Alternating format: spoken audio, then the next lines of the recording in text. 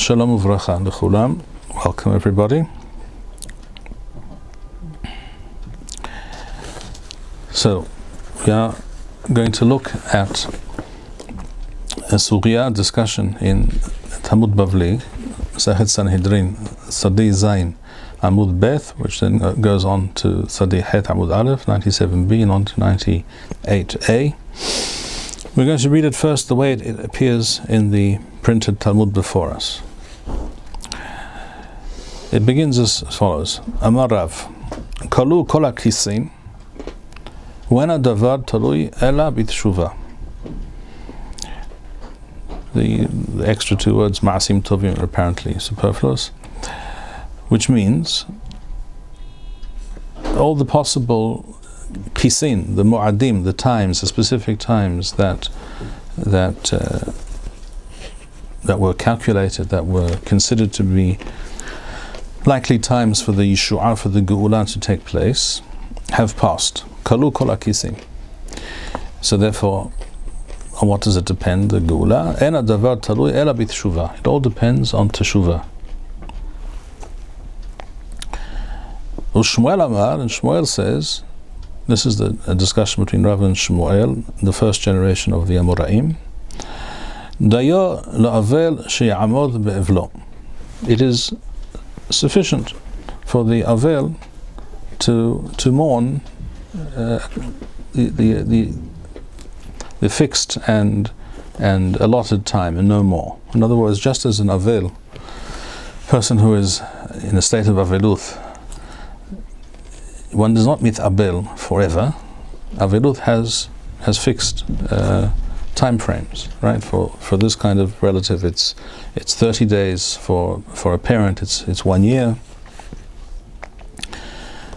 But beyond that, there's no aveluth, and it's not recommended that one be mit'abel beyond the set time.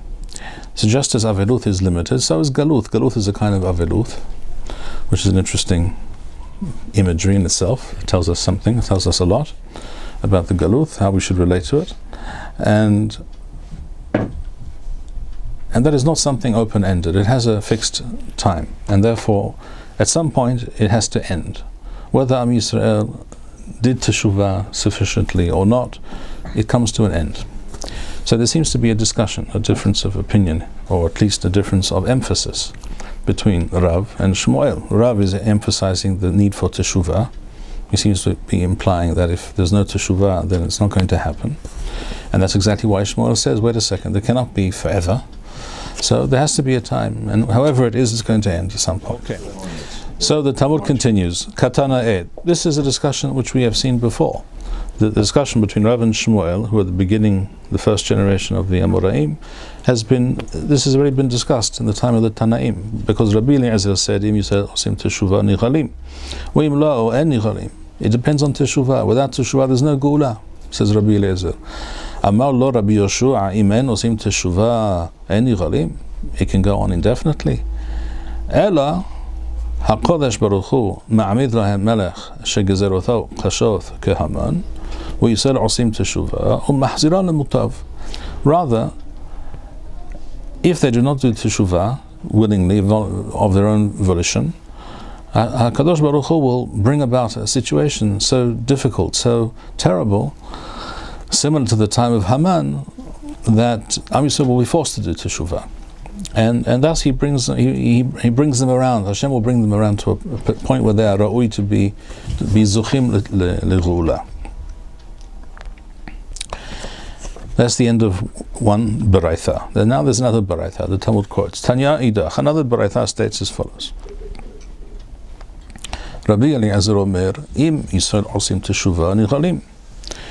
And here each Tana brings a pasuk to explain his position, or to back up his position. Shenemar shuvu banim shovavim el pa meshuvotechem. Return, that is to say, do teshuvah, wayward children, and then I will heal you. I'll bring about refuah el pa meshuvotechem. So mashma, you have to do something. If you're ill, you have to do something to become better, to be healthy. Amar lo Rabbi Yoshua v'lo kvar ne'emar hinam nimkartem v'lo v'chesef tigaelu. which literally means something along the lines of you were sold for nothing, not for a price, and nor will you be redeemed by way of money. Of course, money here is not money. Kesef is referring to teshuvah, things of value. Teshuvah, ma'asim tovim, and hinam nimkartem. Hinam refers to avodah zarah, which is hinam, which is of no value. So it's a drasha on the pasuk, but what Rabbi Yoshua is saying is that just as the pasuk says that it's not because of kesef or things of value that you will be tigaelu, so we see that it can happen without teshuvah. It has to happen at some point. That's what he explains. Now, hinam nimkartem ba'avodah zarah v'lo v'chesef tigaelu lo b'teshuvah u'ma'asim tovim. Okay, very nice. So we have the same discussion essentially. Rabbi Eliezer, Rabbi Yoshua.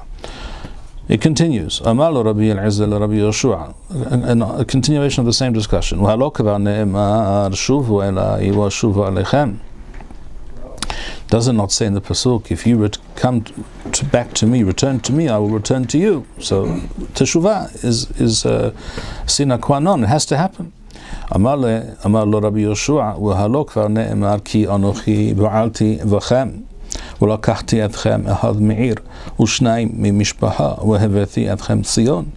It does not say, Rabbi Yoshua says to Rabbi Eliezer, does not say, I will take charge of you, I will rule over you, and I will take you, whatever the situation, I will bring you to Tzion, back to Eretz Yisrael, etc. Mashma, not teshuvah. Rabbi Eliezer says no. ולא כבר נאמר בשובה ונחת ושיעון. He's doresh the term בשובה ונחת, shuva, as if it says teshuvah. In other words, teshuvah has to be part of the equation, says Rabbi Eliezer. אמר רבי יהושע לרבי אליעזר ולא כבר נאמר כה אמר אדוני גואל ישראל קדושו לבזו נפש למתועב גוי לעבד מושלים מלאכים יראו וקמו שרים וישתחוו. Rabbi Yoshua says, here we have this pasuk in Yeshaya, which implies that Am Yisrael will still be lowly in status and lacking and full of shortcomings, and nevertheless the Gula will take place. These are not explicit statements, but you can understand in some way. It's either a drasha, an asmachta, or an implication. These psukim, none of them are mamash mefurash, as it were. אמר לו רבי אליעזר to Rabbi Yoshua, ולא כבר נאמר, אם תשוב ישראל נאום אדוני, אלי תשוב. You have to do teshuvah. If you do that, then things will change. אמר לו רבי יהושע, ולא כבר נאמר, ואשמע, this is a pasuk in Daniel, ואשמע את האיש לבוש הבדים, אשר ממעל למימי היאור, וירם ימינו ושמאלו אל השמיים, וישבע בהי העולם, כי למועד מועדים וחסי, וככלות Napes yad am kodesh tichlana chol ela. This is a complicated pasuk. We won't even try and explain it really.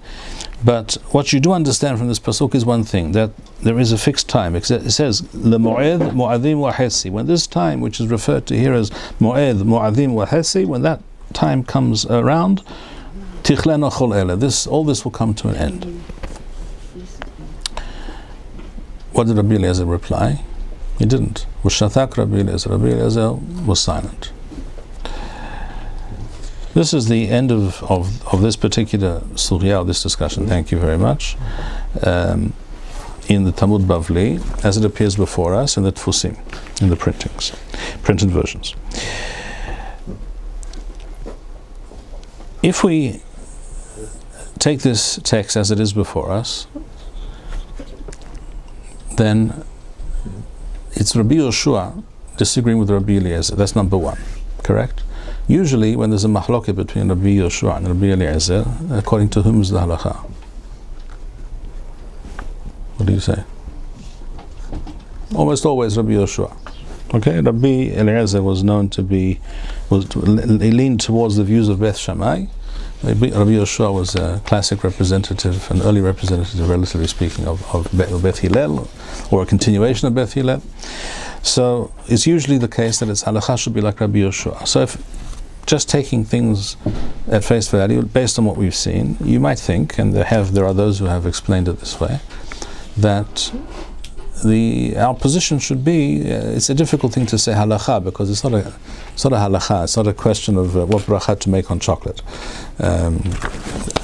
This is a question of how Hashem runs the world, and it's not really in our hands, and no one can claim definite knowledge about such a thing. Nevertheless, if we were to base ourselves on this fact that Rabbi Yoshua and Rabbi Eliezer are disagreeing, we should be following the view, or accepting the view of Rabbi Yoshua, I'm sorry.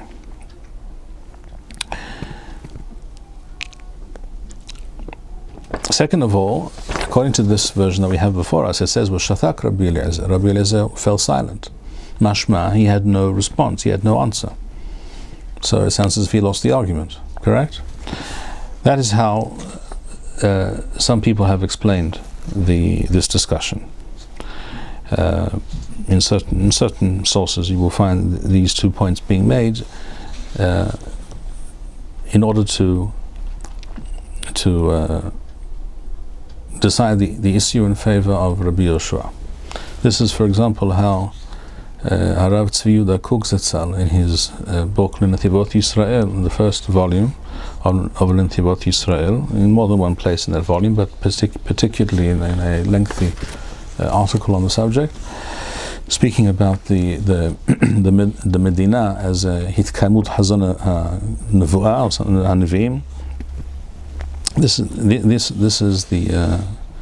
are the claims that you will find there. However, as we're about to see, this is not in fact correct. There's definitely a couple of problems with looking at the matter as we've just seen it now. And the first is that if we look in other sources, we find that the nusach, the text before us, is problematic. And there's a major question here which we should all be asking ourselves already at this point. And that is, if Rabbi Eliezer said, Im Yisrael sim teshuvah nichalim, uim lo nichalim. Okay, we understand your position. Rabbi Yoshua says, no, yesh ketz, yesh moed, as he proves from the pasuk in Daniel. Mashma, even without teshuvah, and that's what he stresses throughout the discussion, that even without teshuvah, it has to happen at some point. If that's the case, we just read that Rabbi Yoshua said to Rabbi Eliezer, do you claim that there will be no gula without teshuvah? No, rather Hashem will bring about such a difficult time in such a situation. There'll be people, nations, leaders who will make the situation so unbearable for Am Yisrael that they will do teshuvah. So who made that statement? It was Rabbi Yoshua made that statement. So wait a second, what does that mean? Both Rabbi Eliezer said you need teshuvah, and Rabbi Yoshua also agrees that she says no, it'll happen when it has to happen. Hashem will bring about teshuvah by bringing about a terrible time for the Jewish people. Terrible trials and tribulations the Jewish people will have to undergo terrible times in order, and they will be forced to do teshuvah. So both Rabbi Yoshua and Rabbi Eliezer are agreeing that you need teshuvah. So what's the disagreement? Follow? It's really a very obvious question. This is not a new question. This question this problem is pointed out by the Maharsha. The Maharsha in his Perush, you're all familiar with the Maharsha, the back of the Gemara. He points this out. He says, according to what we have in front of us, we have a problem. Everyone's agreeing you need teshuvah, so where's the machloket? In order to solve this problem, the Maharsha suggests that everybody agrees that teshuvah is required for Geula. The difference is that Rabbi Eliezer says it has to be teshuvah ratzonit, miratzon, in other words, of their own volition, or if you like, teshuvah mi'ahava. That Am Yisrael does teshuvah because they want to, and they understand what they're required to do. And Rabbi Yoshua says, even if it is teshuvah that is forced upon them, they are forced into a situation where they must do teshuvah, where they have no choice but to do teshuvah, even that is sufficient. That's the Maharsha's attempt to get out of this difficult corner that he finds himself in. But in fact, the true solution to this problem is quite different. If you happen to be able to look up the following source in the Talmud Yerushalmi, Masechet Ta'aniyot, Perek Aleph, Halacha Aleph,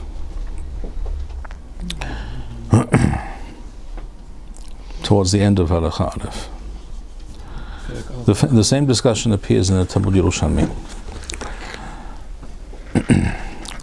Baruch atah Adonai Eloheinu melech haolam shehakol nהיה b'dvaro.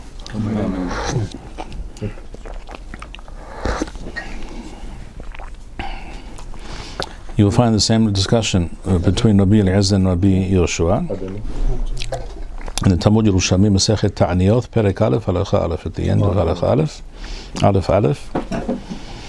And there it states as follows: Deith Palechun.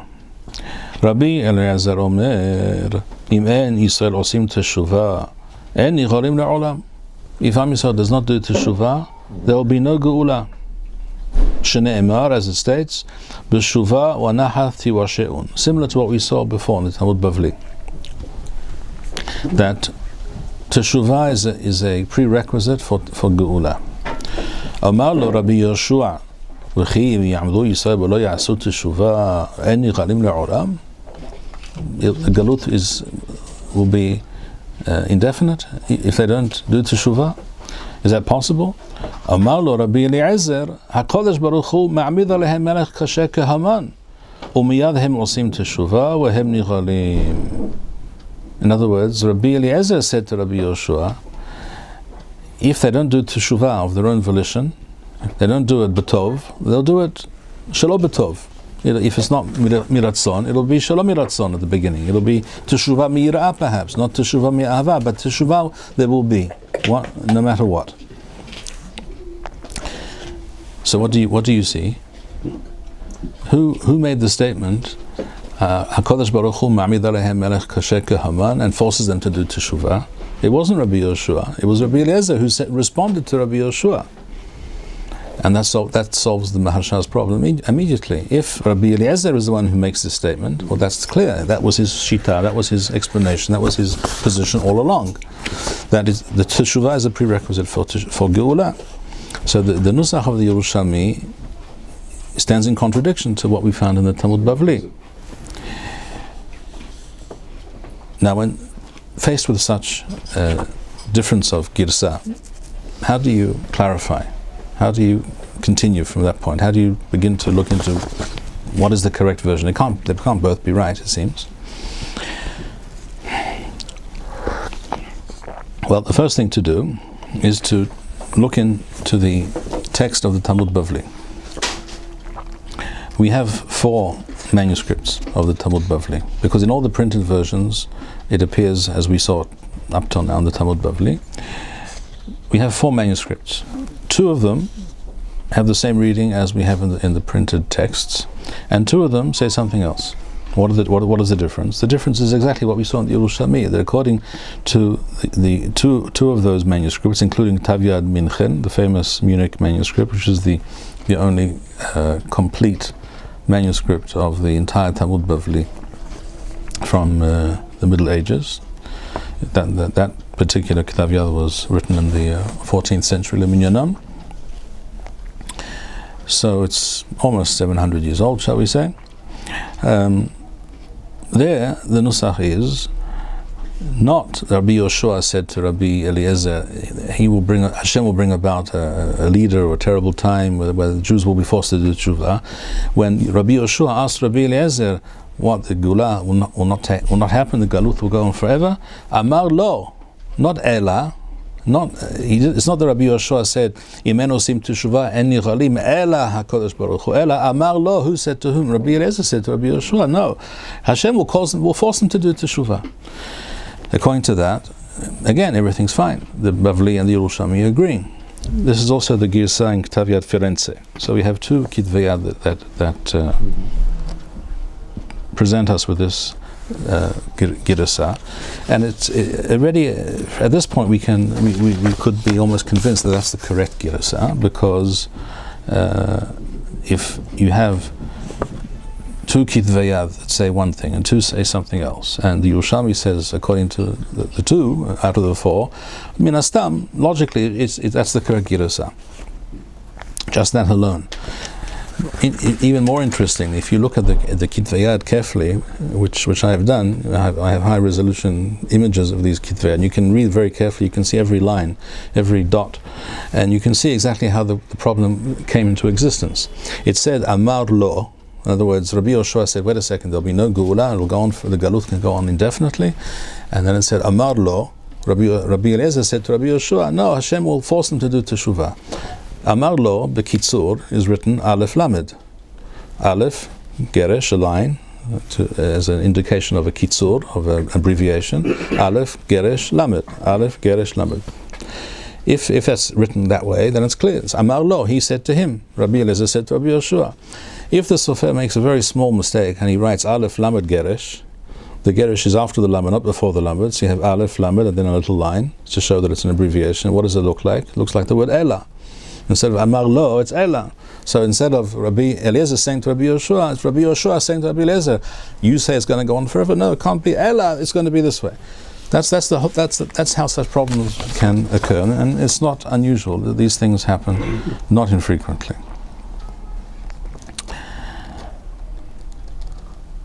We also have further proof that this is the position of Rabbi Eliezer, not Rabbi Yoshua. He's the one who says that HaKadosh Baruch Hu ma'amid alehem melech kasher kehaman v'hem osim machziran lemutav, they do teshuvah, etc. How do we know this? Because we have Midrashei Agadah that say this explicitly. We have Midrash in Devarim Rabbah, Parasha Beth, where it says as follows. Amar Rabbi Eliezer, Keshenichalu Yisrael. In this Midrash, Rabbi Yoshua is not mentioned, it's just Rabbi Eliezer. Amar Rabbi Eliezer, Keshenichalu Yisrael Mimisraim, at the time of Yitziat Mitzrayim, Lo nichalu ela mitoch hamisha devarim elu. There was a juxtaposition of 5 elements. 5 different things had to take place, had to all exist at that time for the Gula for the Gula to happen. What were those things? Mitoch Sarah, there had to be tremendous suffering and tribulation. Mitoch Teshuvah, Mitoch Zechut Avoth, Mitoch Rahamim, Mitoch Hakes. So there was a particular time that had been chosen by Hashem ahead of time, and there had to be a situation of Am Yisrael in a state of tzara, and they cry out to Hashem, and there has to be teshuvah, and there has to be the element of zechut avoth, and there has to be rahamim, and all these things together bring about a Yeshua. That's the shita that Rabbi Eliezer mentions here, and he mentions teshuvah. That's number 1.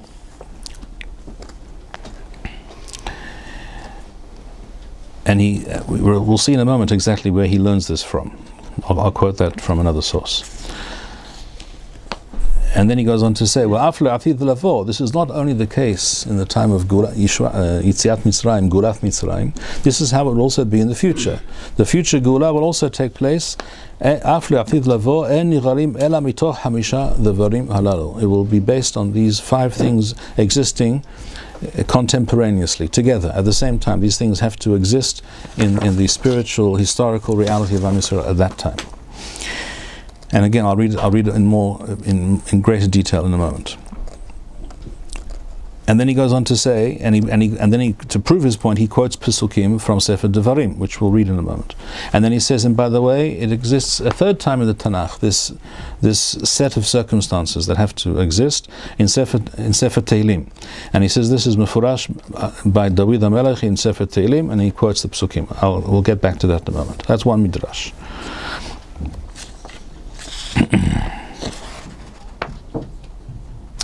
We have a second Midrash, which is in Midrash Tanchuma HaKadum or Yashan in Parashat Bechukothai. And here too we find Rabbi Eliezer says, Im Yisrael osim teshuvah nichalim, V'men Yisrael osim teshuvah en nichalim, as we've seen before. Rabbi Yoshua responds, Ben osim teshuvah, Uven shenam osim teshuvah, whether they do teshuvah or not, kewan shehigia hakes, when the final time has arrived, miyad nichalim, the Gula will happen. What does Rabbi Eliezer, and Rabbi Eliezer explicitly responds, Amar Rabbi Eliezer, HaKadosh Baruch Hu ma'amid alehem adam ra' kehaman, v'hu misha'abed bahem, he will cause them terrible suffering, u'mitoch kach hem osim teshuvah, etc., etc. Again, it's Rabbi Eliezer who makes this statement. So we have the Talmud Bavli, according to at least two manuscripts. We have the Talmud Yerushalmi, and we have at least two midrashim that tell us that this statement is a statement and the position or part of the position of Rabbi Eliezer. So really, at this point, there should not be any doubt as to what the correct nusach is. And what we do see in the first of those two midrashim that I just quoted is that Rabbi Eliezer speaks about mitoch hamisha devarim, five things. Mitoch sara, mitoch we'll see in a moment, tzawaha or tza'aka, mitoch teshuvah, mitoch zechut avot, mitoch rahamim, mitoch hakes. He talks about 5 different elements. This is a system, a clear position that Rabbi Eliezer has, which he learns from the Pesukim in a number of places in the Tanakh. So Teshuvah is definitely essential, but it's even Teshuvah itself is not enough. There has to be this reality of these different elements existing together at the same time. It has to be at the right point in history. It has to be. It has to come in the wake of terrible trials and tribulations. There has to be Teshuvah. There has to be Zechut Avot, etc., etc. Okay. We find this very same statement in the Talmud Yerushalmi, but here again we have a problem in the Nusach, because in the Talmud Yerushalmi as it is before us in the printed versions, and also in Ktav Yad Leiden, the only manuscript that we have at that point on the Yerushalmi, it states that, as we saw, Rabbi Eliezer explained his position, Rabbi Yoshua disagreed, and it said, "Istalak Rabbi Eliezer." Istalak, which means he didn't want to continue the discussion. He left. In the Talmud Yerushalmi before us, immediately after those words, "V'istalak Rabbi Eliezer," it says, "Mitoch hamisha dvarim nichalu Yisrael b'Mitzrayim." The 5 things brought about the Yeshua, the Geulah from Mitzrayim. But what it should say is, "Istalak Rabbi Eliezer." He did want to continue the discussion, and then it should say again Rabbi Eliezer. So it says Istalak, 2 words Rabbi Eliezer, and then again the same 2 words Rabbi Eliezer Omer mitoch hamisha dvarim, which is the statement that we saw in the Midrash Haggadah. This, how do I know this? The correct version of this Yerushalmi exists in only one source, which was only printed about 90 years ago by a choker whose name was Enelau, and by miraculous means I actually possess this book. It's actually 4 volumes, amazing volumes. You wouldn't believe how books were printed in those days. The paper is such that you can almost drive a truck on it, and the binding is amazing. It's a beautiful thing to behold. And this was only printed once. What is the book that we're referring to? It's called Menorat HaMaor. There were actually 2 books called Sefer Menorat HaMaor. They were both written by great Chachamim in Sfarad about 100 years before the Gerush Sfarad, before the expulsion of the Jews from Spain, which is in Resh Nun Beth, 1492, Leminyanam. One such book called Menorat HaMaor was written by a Hacham called Rabbi Yitzhak Abuhav, which is a fairly well-known sefer. The Temarim, for example, on Shabbat morning after Musaf, before they go home, they read a perek from that sefer at the end of the tefillah every week. That's the one that has been around for centuries and has been read and learned. The other one was lost until it was discovered in one lone manuscript. Amazing that it survived. One lone manuscript, complete, undamaged, amazing. This was written by Rabbi Israel ben Yosef al-Nakawa. He was killed al Kiddush Hashem in the year Chof Nun Aleph, 1391, the Minyanam. There were, at that time in Spain, there were pogroms against the Jews, and he was killed in those pogroms. And we actually took place on Yud Zayin B'Tammuz, Shnat Chof Nun Aleph, 1391. And he wrote this sefer, amazing sefer, called Menorat HaMaor, the same name. It's not even clear which of these Chacham, they lived around the same time. It's not even clear if they copied a bit from each other, because there was some of the material appears in both places, but they're quite different Sfarim nevertheless. This Sefer Menot HaMaor of Rabbi Yisrael Nakawa is very beautiful and very precise. He brings, essentially, the book is mainly quotes from different places in the Talmudim, Bavli, Yerushalmi, Midrashim, lots of Midrashim, and he quotes them in very, very precise and complete versions. And we also know that historically the texts that existed in Sfarad at that time were generally more accurate than other places. The Ravad, for example, who was not a Sfaradi, he was in Provence, he writes in more than one place that this Girusan, the Talmud here that exists in the Sfarim that come from Sfarad, you should rely on that because it's a Girsa Sfaradi, because their Girsot are usually better. So he quotes this Sugya in the Talmud Yerushalmi from Masechet Ta'aniyot Perek Aleph Halacha Aleph, and he quotes it as follows: Rabbi Eliezer Omer. So those three words were missing before us. So it's again, we know this is Rabbi Eliezer's Shita. Mitoch Hamisha Devarim Nigalu Avotenu Mimisraim. 5 elements had to exist at the same time for the Gulam from Mitzrayim to take place. Mitoch Sarah, Mitoch Sewaha, which means crying out to Hashem. Sewaha is like Sa'aka. Mitoch Zechut Avoth. Mitoch Teshuvah, Mitoch HaKes. Now, before I continue, if you have again a phone or a Tanakh, or you have a computer, look up Sefer Shemoth, Perek Beth, Pasuk Kaf Gimel. Because now this version of Rabbi Eliezer's Shita is going to be he's going to explain it based on these on various pesukim in 3 places in the Tanakh. So he says as follows: the first are the pesukim in Sefer Shemoth, which is referring, of course, to Gulat Mitzrayim, right? Yitziat Mitzrayim, or before Yitziat Mitzrayim. Hadahi dichtiv, as it says, Vayihi vayamim harabim hahem, vayamath melech Mitzrayim, vayanhu v'nei Yisrael min ha'avodah, vayiz'aku. So it says that at that time the Jews were being subjugated and enslaved, and they cried out from because of their troubles. Vayiz'aku, they cried out. So there we have mitoch sarah. That there was the reality of real suffering and tzara. Vayishma Elohim et na'akatam. That's the continuation of the pasuk. Harem mitoch sewaha. Hashem heard their cry. Na'aka is like the cry, like a shout, a scream.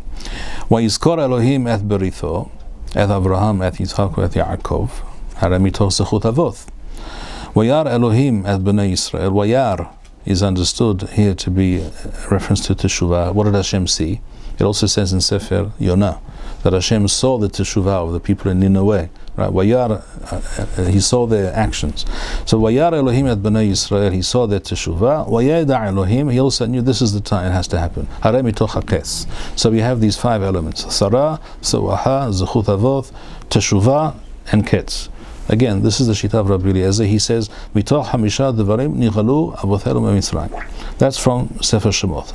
Then he continues, he goes on to Sefer Devarim, Perek Dalet.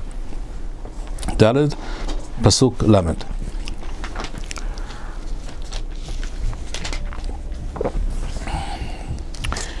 V'chenu omer b'shvil yimot HaMashiach. In other words, Rabbi Eliezer continues, he says, this is how it will be in the future. Yimot HaMashiach. The same pattern exists. In other words, these are patterns in time, in history, in reality. Basar lecha, when things will be very tough. U'masa'ucha kol ha'devarim ha'ele, and all these terrible things will have befallen you, those things that were mentioned earlier in the psukim before this. Ba'harit hayomim, at the end of days. V'shavta ad Adonai Elohecha, you shall return to Hashem. V'shamata v'kolo, and listen to His voice. Ki el rahum Adonai Elohecha, lo yarpecha v'lo yashchitecha, v'lo yishkach et barit avotecha asher nishba lahem. That's Devarim Daled, Pesukim Lamed, Lamed Aleph. And now he explains. Basar lecha, which means quite literally, when things are going to be at that time will be very tough. Harei mitoch sarah. Sa'ucha kol ha'devarim ha'ele. Harei mitoch sewaha. When all these things will have befallen you, and as a result you will cry out to Hashem. Ba'harit hayomim, at the end of days, وَشَفْتَا عَذَ ذُنَيْ رُوحَخَ وَشَمَعْتَا وَكَلُّ, and you will listen, you will return to Hashem. هَرَي مِتُوخ تَشُوفَا كِأَلْ رَحُومَ ذُنَيْ رُوحَخَ, Hashem will have pity on you because He is merciful. كِي هَرَي مِتُوخ رَحَمِيم لَا يَرْپِخَ وَلَا يَشْحِتَخَ وَلَا يَشْكَحِ الْبَرِيثَ أَبُوثَخَ هَرَي مِتُوخ زِخُوتَ أَبُوث. Again, those 5 elements are all there. So we saw this in Sefer Shemot, says Rabbi Eliezer. Now we see it in Sefer Devarim. And then it goes on to say, in the Yerushalmi, this is just like the Midrash Haggadah that we saw, the same ideas exactly. Just the Nusach here is more precise. Also, the way, the reason I'm reading this to you from Menorat HaMaor is because there are a few mistakes and complications in the text as it's printed in the Yerushalmi. The text in Menorat HaMaor is perfect, is word perfect, there's no mistake at all. And then he says, and this is what we find in Sefer Tehillim, Perek Kof Waw. Perek Kof Waw, Pasukim Mem Dared to Mem Waw, the end of the Perek. As we know, Perek Kof Waw of Tehillim is basically a brief overview of the history of Am Yisrael from beginning to end. And towards the end of that perek, it talks about the Geula b'sof hayamim. And there it says, Vayar basar lahem, again, basar lahem, mitoch zara. B'shom'o eth rinotham, when he hears their cry, rina is a shon tefillah, or cry, or tefillah, hare mitoch zawaha, vayizkor lahem beritho, the pasuk says, hare mitoch zechut avoth, beritho, that's the berit avoth, vayinahem karov hasado, hare mitoch teshuvah. Why does he have hesed? And because they're doing ma'asim tovim, hesed, mitzidam, they're doing the right thing, so Hashem takes note of that, vayiten otham l'rahamim, lifnei kol shovehem, and therefore Hashem will have mercy on them, Harei mitoch rahamim lifnei kol shovehem, and will save them from all those who persecute them. So here again, very plainly, very obviously, Rabbi Eliezer is the one who has this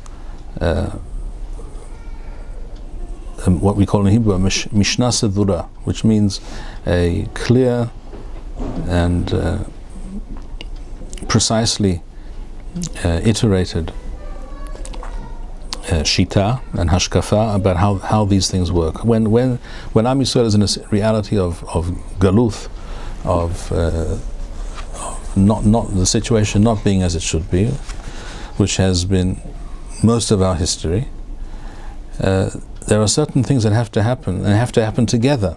They have to have what the Talmud calls tzechim lavo ke'ehad, lavo hamisha dvarim ke'ahad. They have to happen together at the same time. And then the Yeshua takes place. Then it actually comes to fruition. This Shita of Rabbi Eliezer we find therefore in the Talmud Bavli, according to the correct Nusach that we saw, in the Talmud Yerushalmi, as we just read now, and in at least 2, I think there's actually another 1 or 2 Midrashim, I didn't quote here, but there's several Midrashim Agadah that quote this Shita in the name of Rabbi Eliezer. Whereas Rabbi Yoshua is not mentioned in this discussion here. This is only the statement of Rabbi Eliezer.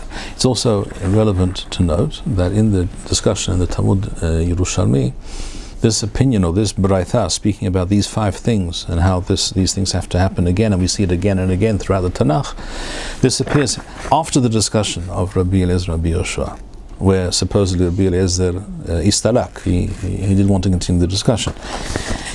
The fact that the Talmud Yerushalmi brings this after that discussion would tend to indicate that the Talmud Yerushalmi is saying this is the shita which is to be relied upon or taken as the one that we should work with, shall we say. And also the following statements, which we won't go into here now, in the Talmud Yerushalmi at that point at the end of Halacha Aleph, in the first perek of Taniyot, also indicate this, because there are several other statements there about Teshuvah. It seems to be that the Yerushalmi is coming down on the side of Rabbi Eliezer. At least that's how I understand the Yerushalmi. But you don't have to trust me, because we're about to look at a couple of other sources, great Chachamim who understood it apparently this way, because we find in approximately 1100 years ago, in the Sefer Hanivhar Be'emunot U'Vede'oth Shel Rabbeinu Sa'adia Gaon, he discusses the topic of Geula, etc., and he says as follows. I'll read and translate. Aval Ikara Yeshua, this is in Perek Shmini of the book, in the edition of Moriah Rav Gafech Zetzal, it's page Resh Lamed Zayin. Aval Ikara Yeshua Harehi Hechrehith Mikama Panim. In other words, the Geula must take place. Ma'aminim anachnu shehu nathan l'shibudenu shenei zumanim. Hashem decreed ahead of time that the Geula will happen in one of two ways. Ehad zaman ha-teshuvah, v'hasheni zaman ha-ches. Either Am Yisrael does teshuvah and then that speeds the process up, or it happens when it has to happen, and because it cannot go any longer. That's called zaman ha-ches. And whichever comes first, that's when the Yeshua will be, says Rav Saadia Gaon. Then he goes on to say, if we do teshuvah, lo yabit laketz, Hashem won't wait for the ketz. Ela yeh kamo shenema b'Torah, v'haya chi yavo alecha kol ha'devarim ha'ele, v'shavta ad Adonai Elohecha. These are the psukim again in Devarim Perek Lamed that we saw. V'shamata v'kolo, v'shab Adonai Elohecha et shavutecha, v'rihamecha, etc., as we saw.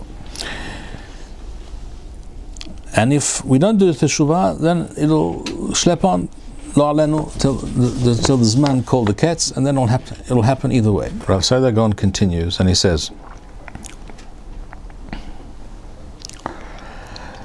Kvar yada'nu she'im teshuvathenu lo tiyeh shalema. If our teshuvah will not be fitting, proper,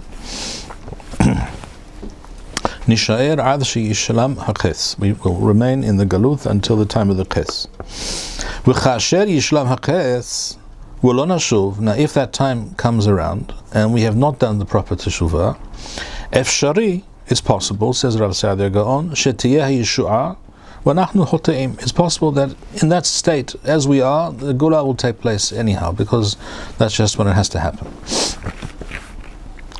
So he admits there is such a possibility, and therefore he's agreeing that what Rabbi Yoshua states, particularly based on the pasuk in Daniel, which specifies a time, even though it's deliberately vague, but it specifies a time that beyond that point it cannot continue. That can be. However, he says, seeing that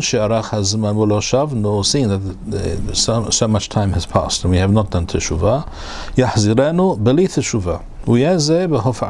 So the Geula could happen in that fashion. However, he says, it is the tradition of the Nevi'im, and this is the tradition that we have received, says Rav Saadia Gaon, that what will happen, in fact, is that terrible trials and tribulations will come upon us, that we will choose, because of those trials and those troubles, we shall do teshuvah, and then the Geula will take place. And this is the statement that we find mentioned by the Chachamim, by the Kadmonim, the early ones. Im Yisrael osim teshuvah nigalim, v'im lo HaKadosh Baruch Hu ma'amid lahem melech shekashim gezerothav mehaman. His girsa is not kehaman but mehaman, even more than Haman. Wehem osim teshuvah v'nichalim, and they will do teshuvah. So what statement is that? That's the statement of Rabbi Eliezer that we saw in the Bavli, in the Yerushalmi, in the Midrashei Agadah. So here you have Mefurash, Rav Saadia Gaon is quoting that statement of Rabbi Eliezer and saying, this is our Masoret and Kabbalah. This is how it will take place. In other words, Lema'aseh, it could take place without Teshuvah, but it won't happen that way. It will happen only with Teshuvah. This is a very interesting point. This disproves the claim that we should accept the opinion of Rabbi Yoshua. Rav Saadia Gaon at least did not think so. He obviously, explicitly holds like Rabbi Eliezer. And interestingly, we find the same thing in Rambam. And it is my view, it's my assumption, I cannot prove this 100%, but I think it's a very reasonable assumption. We know that Rambam was completely familiar with the writings of Rav Saadia Gaon and held him in very high regard. And I have almost no doubt that he wrote what we're about to read from Ilchot Teshuvah, Perek Zayin, Halacha Hey, based on what he saw in Rav Saadia Gaon, or at least that was one of the reasons that he adopted this position, because Rambam writes as follows: Kol ha-nevi'im kulam sivu al ha-teshuvah. All the Nevi'im admonished us regarding the fact that Am Yisrael has to do Teshuvah. This is in fact what the Nevi'im mainly speak about, right? Whe'en Yisrael nigalim ela b'teshuvah. Rambam states very categorically, En Yisrael nigalim ela b'teshuvah. It will only happen together with Teshuvah. And he says even further, more than this, he says, Uchvar hifteha Torah. The Torah, in fact, promises clearly, Shesof Yisrael la'asof Teshuvah b'sof galutham, that in the end, at the end of the time of the galuth, Am Yisrael will do Teshuvah, u'miyad hem nigalim, and the Geulah will take place. Shene'emar, and what does he quote? Devarim, Perek Lamed. He says, when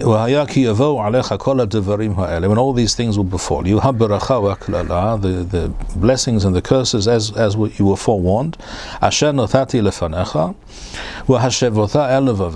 you shall take stock of your situation, you shall think about why this is and what you need to do.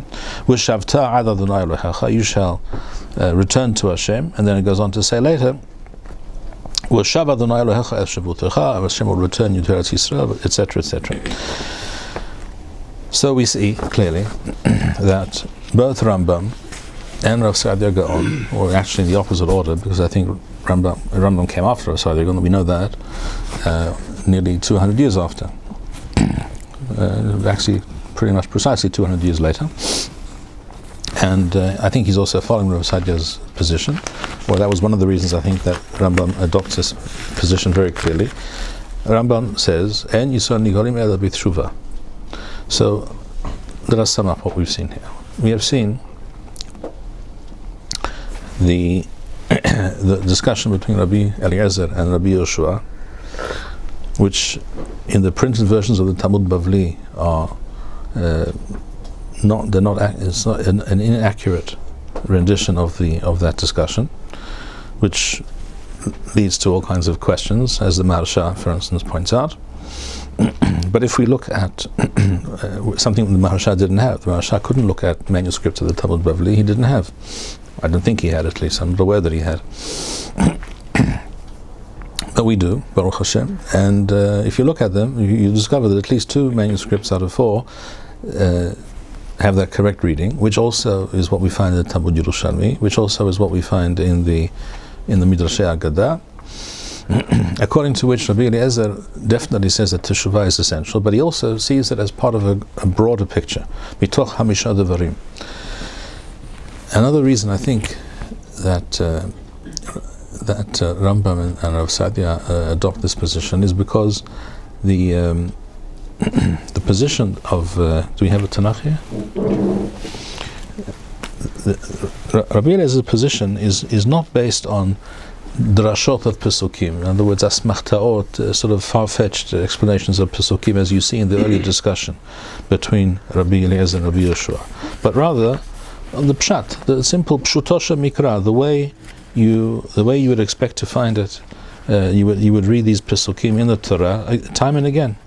In the Tanakh, twice in the Torah, once in Sefer Tehillim, we find at the end of Perek, I go through the Pesukim again. At the end of Perek Sheni of Sefer Shemot, Vayihi vayamim harabim hahem, vayamoth melech Misraim, vayanhu v'nei Yisrael minha avodah, vayiz'aku. So we have Am Yisrael as being Meshu'abad. They cry out to Hashem. Wata'al shawatham, and their cry reaches Hashem. Elohim min ha'avodah. Vayishma Elohim et nakatham. Vayizkor Elohim et beritho et Avraham et Yitzchak et Yaakov. Vayar Elohim et bnei Yisrael. Vayeda Elohim. So it's almost explicitly what Rabbi Eliezer says. The only thing that's not explicit here is Vayar Elohim et bnei Yisrael, which does not explicitly mention or relate to the term teshuvah, or the idea of teshuvah, but you can explain Vayar Elohim at Bnei Yisrael refers to teshuvah, because as I said, if you look in Sefer Yonah, let me quote that to you properly.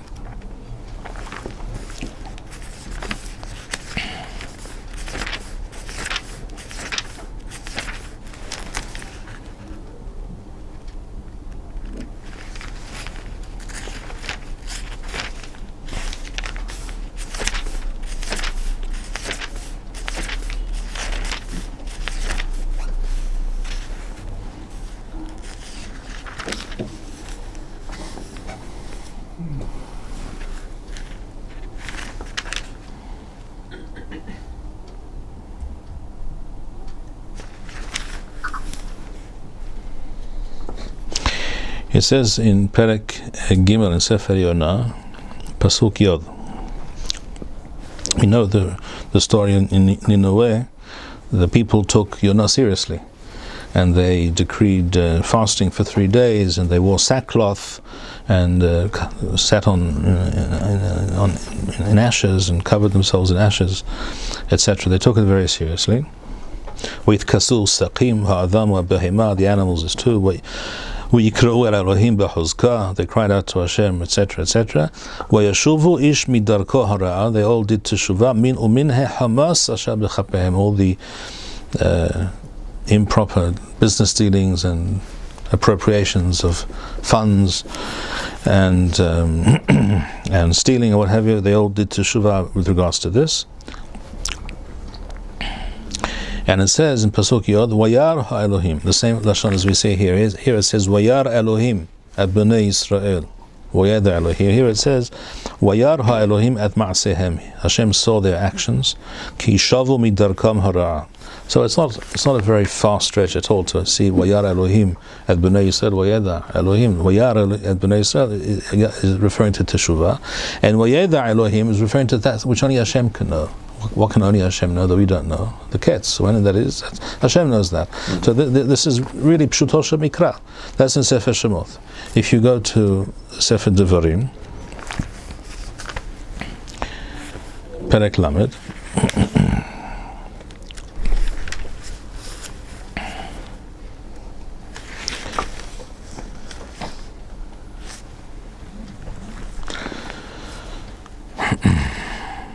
when all these things will come to pass, when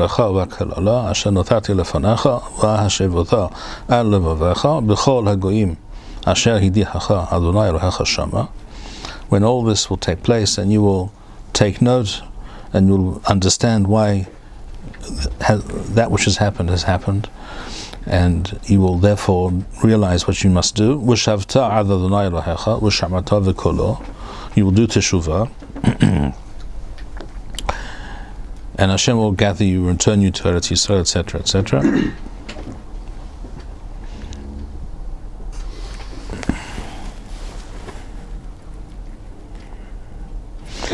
This is the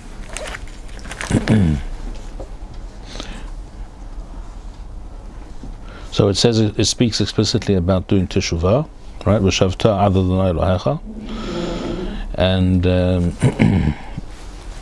is actually another place in Sefer Devarim, in Perek Dalet, where we have something similar.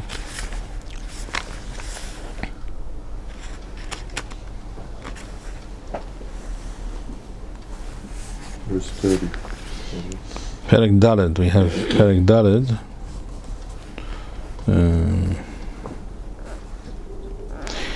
That in the Galuth, and all these things will occur. Uvikashtem misham et Adonai Elohecha u'masatha. You shall search, look out and seek Hashem, and you will find Him. U'masatha ki tidrashenu b'chol levavecha v'chol nafshecha. Basar lecha talks again about basar lecha in the times of troubles. U'masaucha kol ha'devarim ha'ele ba'harit hayomim v'shavta Adonai Elohecha v'shamata v'kolo. So it's talking about teshuvah. Ke'el rahum Adonai rahamim. Right, so it's mefurash. It's mamash psukim mefurashim. It's not drasha bichlal. Psukim mefurashim. And then we have in Sefer Tehillim, in Perek Kof Wo.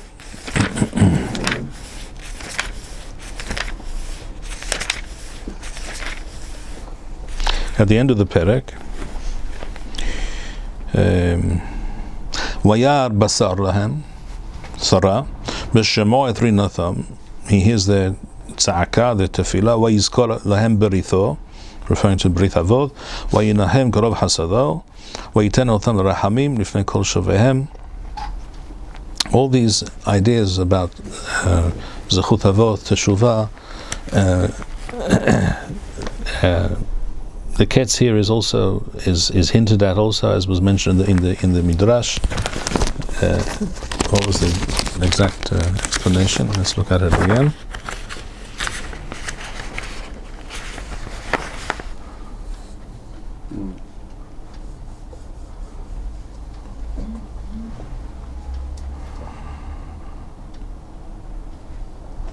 Right, Vayar Basar Lahem Mitoch Sarah, B'Shem'o et Rinatham Hare Mitoch Tzewaha, Vayizkor Lahem Beritho Mitoch Zechut Avot, Vayinahem Karov Hasado Hare Mitoch Teshuvah, Vayiten Otham L'Rahamim Lifnei Kol Shovehem Hare Mitoch Rahamim.